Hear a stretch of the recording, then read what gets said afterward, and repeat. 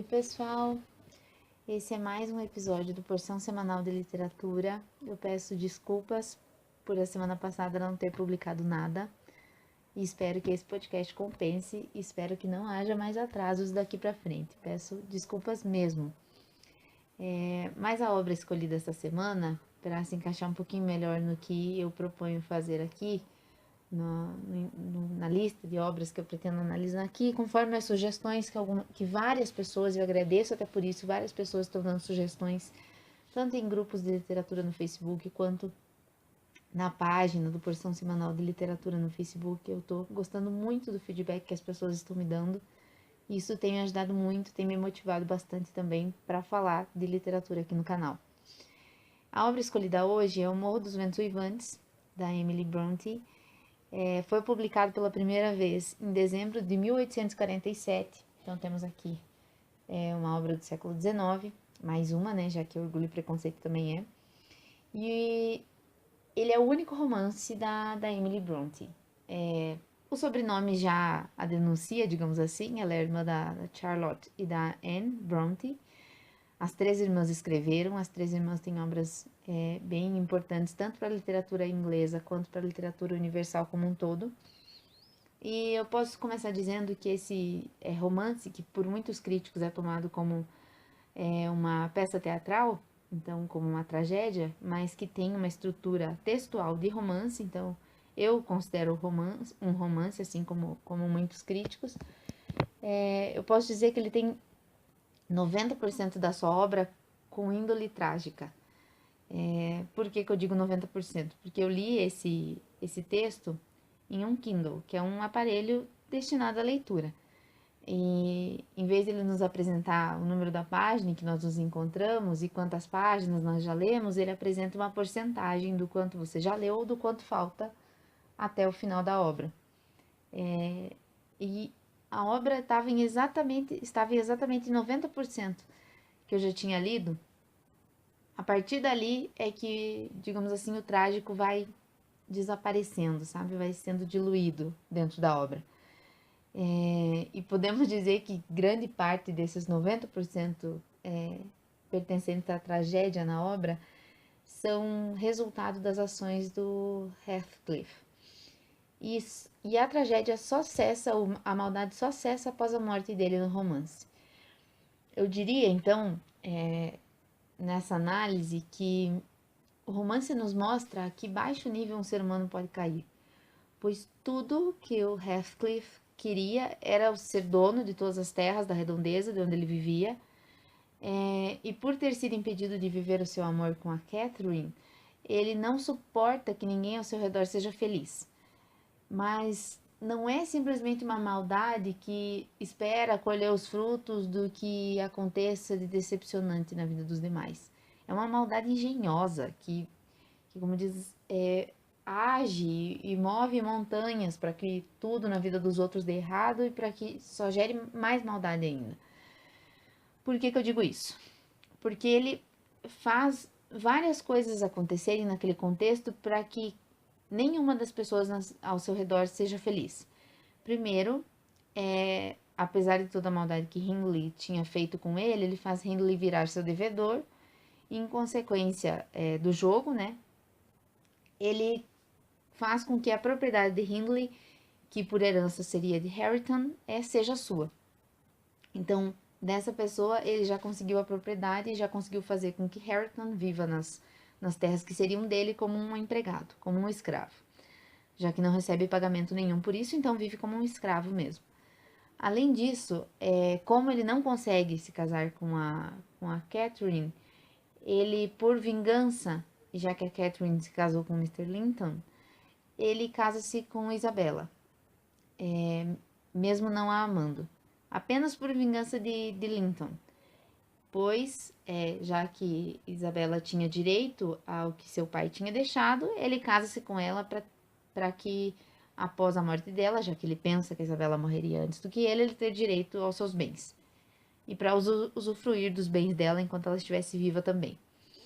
Então, com a Isabela Linton, ele tem um filho, mas como ele não amava a mãe do filho dele, e como Linton, que tem o nome que carrega o sobrenome da família. Então, o Linton seria Linton, já que é esse o sobrenome dele. Ele assemelha-se muito ao tio. Heathcliff o odeia, e o seu único objetivo é ver o seu filho, quando se torna já adulto, casado com Carrie, que é a filha da Catherine, que leva o mesmo nome da mãe. É uma confusão de nome nessa obra. Pois, já que o filho tem uma constituição física meio debilitada e vive doente, sofre de doenças sérias, ele sabe que o filho não viverá muito e assim ele terá mais uma viúva para infernizar e no caso, ficar com as propriedades que passam a pertencer ao filho, né, através do casamento. Mas ao ler esse romance, ao perceber todas essas coisas que o Heathcliff faz de maldade, nós podemos pensar como que um ser humano consegue ser tão mau. E eu acho que a único ponto que a gente chega é que o nosso coração ele acaba por tornar-se aquilo que nós mais praticamos. E se um ser humano pega gosto por praticar o mal, é só isso que ele vai passar a saber fazer. Pois até talvez de alguma ação boa, ele vai tirar o mal dali. Tudo ele vai conseguir transformar mal. É praticamente como se, assim como tem aqueles mitos, assim, essa pessoa que ela toca vira ouro. Parece que uma pessoa como Heathcliff, tudo que ele toca vai virar mal. Mas felizmente, para o decorrer do romance, para termos um final não tão trágico, a maldade morre junto com o Heathcliff. Hareton, no caso, o filho dele é o filho do Hindley, com a ajuda do amor e da atenção da Catherine, ainda tem salvação. E outra conclusão que nós chegamos com esse romance é que com o amor, qualquer maldade tem cura. Qualquer coisa ruim se cura com o amor. Por mais duradoura e impregnada que seja essa maldade. E é justamente com o amor que Hareton e Carrie dão um final feliz e redentor a esse romance. Além disso, falando um pouquinho sobre aspectos estruturais desse romance, a Nellie, ou no caso a Ellie Dean, que é a sua narradora, podemos dizer que ela é uma narradora excepcional, pois quando um autor escolhe fazer de um de seus personagens o narrador da história, ele vai precisar da autoridade narrativa para esse, ou essa história não terá verossimilhança, ou no caso, o leitor não acreditará nessa história, pois o que acontece numa obra literária? É como se o leitor fizesse um pacto com a obra literária. Ele faz um pacto de acreditar em tudo que está ali. E o texto vai nos guiando para que nós acreditemos naquilo. Mas certas coisas precisam estar bem estabelecidas. Ou seja, se eu escolho um dos personagens para ser o narrador da história, ou ele vai ter que ser um bom observador, ou ele tem que saber da história toda que ele vai contar. Saber muito bem da história. E é o que acontece aqui. Para que a Nellie seja uma narradora confiável, nós temos que ter confiança no que ela narra. E o que nos dá essa confiança? Nós temos toda a sua vivência com os demais personagens. A Ellen conhece o Heathcliff e os Linton e os Earnshaw de longa data. Ela conhece todos esses personagens há muito tempo. Ela foi babá do Hareton quando ele nasceu e o ajudou a cuidar até que sua mãe faleceu. E depois o pai decidiu, no caso o Hindley, decidiu cuidar do filho sozinho. Ela criou a Catherine, pois no caso a Catherine Linton, a esposa do Mr. Linton, faleceu logo após o nascimento da filha. Ela serviu o Mr. Linton até a morte, então ela conhecia muito bem esse personagem, toda a história da família dele também. E por isso é que o leitor é capaz de confiar na história que ela nos narra. E o Mr. Lockwood, podemos dizer, ele que aparece no começo e que vai aparecer pouquíssimas vezes durante o romance, que reaparece no final do romance, é apenas um personagem figurante. É um pretexto, já que para que essa escolha narrativa do autor fizesse sentido, para que a Ellen fosse a Nellie Dean, no caso eu estou chamando de Ellen, é o nome dela, o apelido era Nellie e o sobrenome é Dean. Para que a Nellie fosse fizesse sentido que ela fosse a narradora dessa história, ela precisaria ter alguém para contar essa história, que não fosse diretamente para o leitor. O que vai acontecer de um narrador personagem contar diretamente para o leitor, isso vai acontecer em obras mais modernas, digamos assim, não já em obras nesse contexto histórico. Então, para que ela seja narradora, para que essa escolha narrativa tenha sentido, ela precisa ter alguém para quem contar essa história. E ela conta para o Mr. Lockwood, que é alguém que chega na vizinhança, fica doente durante um período em que ele aluga uma das granjas ali da redondeza. Nessa granja, a Nellie é empregada e durante, no caso, a recuperação do Mr. Lockwood, que tinha alugado as terras, ela conta a maior parte dessa história. E depois, como ele está curioso com o que aconteceu no final, como todas as pessoas chegaram àquele ponto nas suas vidas, ela continua contando a história mesmo depois de que ele já se recuperou da gripe que ele tinha pegado. Então, ele só tem sentido nessa história para isso, para ser o receptor das narrativas da Nellie. E é justamente esse papel mesmo que o autor queria que esse personagem tivesse. Não é que a autora queria que ele tivesse outro papel e no decorrer da narrativa ele assumiu esse papel. Não. Mr. Lockwood foi criado e colocado nessa história justamente para ter o papel de ouvinte. Então ele é simplesmente um personagem figurante, para que a Nellie Dean tenha para quem contar a história de vida dos Earnshaw, dos Linton e dos Heathcliff. Que no caso, como Heathcliff não tinha sobrenome, só tinha esse nome, ele e no caso seu filho, né, ficam como a família Heathcliff. Mas digamos que essa tragédia da história, ela teve início porque Heathcliff, como era um filho adotivo do Mr. Earnshaw, ele sofre nas mãos de Hindley, que seria seu irmão adotivo, né? E nas mãos da própria Catherine, já que ela, que era apaixonada por ele, erra ao casar-se com o Mr. Linton. Ela acha que está fazendo certo, acha que não teria sentido um casamento com Heathcliff, acha, só depois de casar é que percebe que amor mesmo era o que ela sentia por ele. E o fim dos dois no romance é muito trágico. A Catherine morre após dar à luz a sua filha, que tem o mesmo nome da mãe, que é Catherine também. E o Heathcliff comete maldade atrás de maldade até o final do romance. E morre meio perturbado pela própria maldade que ele criou.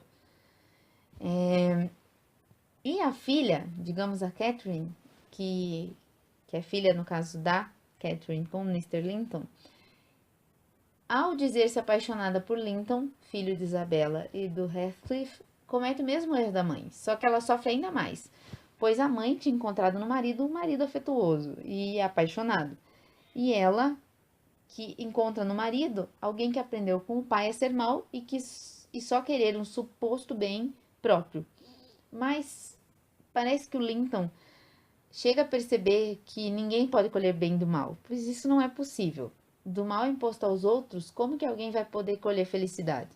Então o Linton, que só procura o seu próprio bem e procura isso do mal que inflige aos outros, não colhe felicidade e morre amargurado, como passou toda a sua vida e assim como o pai também passou toda a sua vida. E digamos que Catherine aprende que não pode colher o bem do mal depois de tanto sofrer. Depois de tanto sofrimento, ela reflete e parece que aprende isso, pois é isso que o fim nos dá a entender. Ao ajudar Hareton, que é seu primo, então vamos retomar. Hindley era irmão da Catherine. A Catherine teve a sua filha com o mesmo nome, Catherine, e o Hindley teve o Hareton. Então, eles são primos. Ao Catherine ajudar o seu primo a se tornar uma pessoa mais sociável, a aprender a ler, a se tornar uma pessoa mais culta, ela percebe que escondido sobre aquele aspecto brutal há um coração disposto e capaz de amar, inclusive disposto e capaz de amar a ela, pois apesar de serem primos de primeiro grau, os dois se apaixonam Pois, na verdade, Catherine também era prima em primeiro grau do Linton e nem por isso deixou de se casar com ele, né? Isso era algo comum. E a Catherine vê que ela pode encontrar felicidade em fazer o bem e em amar quem deseja seu amor. Pois isso era o que Hareton, apesar da brutalidade com que ele respondia, a falta de um bom trato da Catherine para com ele, ela, apesar disso, ela passa a ver que, na verdade, o que ele queria era encontrar amor ali, e encontra. E ela vê que é possível tirar felicidade em fazer o bem a outro, e como eu disse anteriormente, em amar quem deseja o seu amor. Então, na prática, Catherine aprende que o mal nunca gerará bem e que o amor é capaz de tudo. Parece algo clichê? Parece. São frases comuns? São. Mas, nada melhor, como eu disse, acho que no primeiro podcast aqui, explicando um pouco o que eu faria aqui no Porção Semanal, nada melhor do que vermos isso na prática. E eu acho que todas as coisas boas que a gente pode aprender na vida, a gente vai aprender na prática e a literatura nos ajuda nisso, pois nós temos a vida de personagens expostos ali no que eles têm de mais importante, que é o desenvolvimento do caráter deles. E nesse desenvolvimento do caráter deles, nós aprendemos, sem muitas vezes precisarmos passar na nossa prática por aquelas situações, às vezes muito ruins, como no caso desse romance, nós podemos aprender como tirar o bem dali, sem precisar passar por isso. Quer coisa melhor do que aprender na prática dos outros, e dos outros os quais a gente nem precisa se sentir muito infeliz, porque só existem no papel? Muito melhor, né? Melhor do que aprender a tirar o bem do sofrimento ou a colher o bem em ajudar o próximo que já tanto sofreu, melhor aprender isso através de um livro do que ter que aprender da prática de alguém que já sofreu muito, não é?